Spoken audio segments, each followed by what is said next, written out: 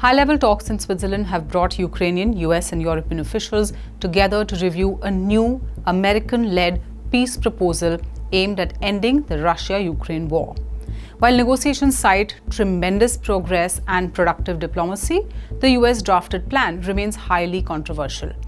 It includes major points of contention like territorial concessions to Russia, military restrictions for Ukraine, and uncertain security guarantees, leading many in Ukraine to see it as a capitulation, equating it to what many think are terms of surrender, not a peace deal.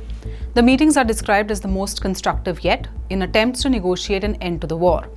The main focus is a US peace plan, which has been modified since its draft version was shared online, including terms many Ukrainians reject. Secretary of State Marco Rubio reported that delegations were reviewing the plan point by point in hopes of narrowing gaps and refining details for a consensus.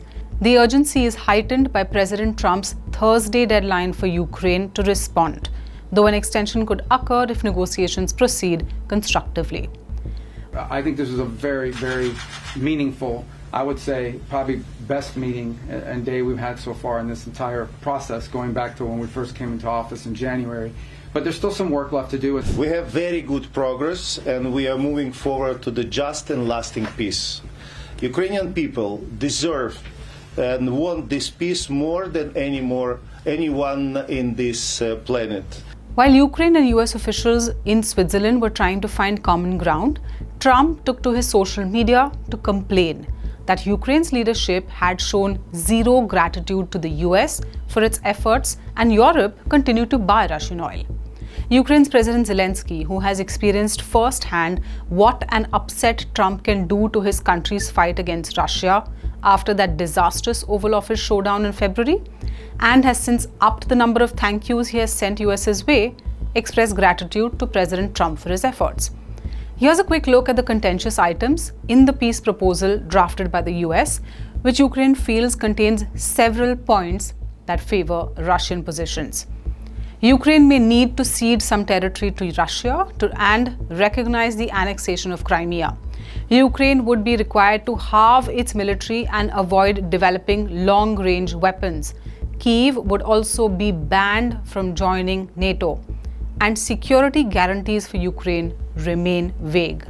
Ukraine and its European allies insist that any peace deal must uphold Ukrainian sovereignty and territorial integrity. But European nations were not consulted when the US came up with this plan. The Kremlin has received the US proposal but claims not to have been fully consulted. Russian President Vladimir Putin noted that while the draft meets some of Moscow's demands, Ukraine has so far rejected it. Russia insists that any peace agreement must include recognition of the territory it currently controls. Russian officials continue to set public expectations against the US plan while signaling openness to certain diplomatic steps if Ukraine and the West change their positions. European officials, while present in the negotiations, are pushing to ensure that the final agreement respects Ukraine's sovereignty and international law. Both US and Ukrainian teams expressed hope that agreement is possible, but acknowledged several unresolved issues still remain.